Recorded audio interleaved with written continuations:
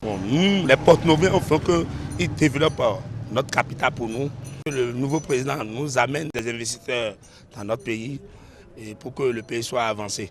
C'est d'abord changer la donne. De toute façon, on nomme les présidents, par exemple, de la HAC, de la Cour suprême, de la Cour constitutionnelle. Moi, je préfère que, par exemple, à la HAC, là, que ce soit les journalistes même qui proposent quelqu'un du métier pour dire, bon, voilà, c'est un journaliste ou bien quelqu'un de l'audiovisuel, quelqu'un qui connaît le métier, qui connaît ce qui se passe avec les journalistes.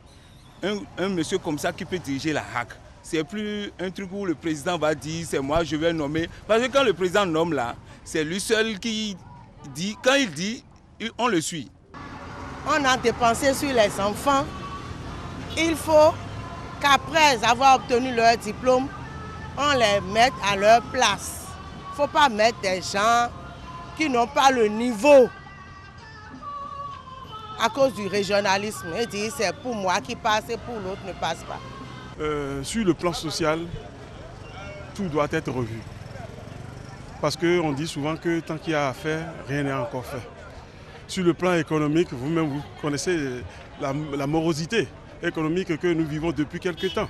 Donc le prochain président doit être un gars assez politique. Il doit être assez politique pour pouvoir essayer de colmater les brèches et remettre le pays sur un bon pied.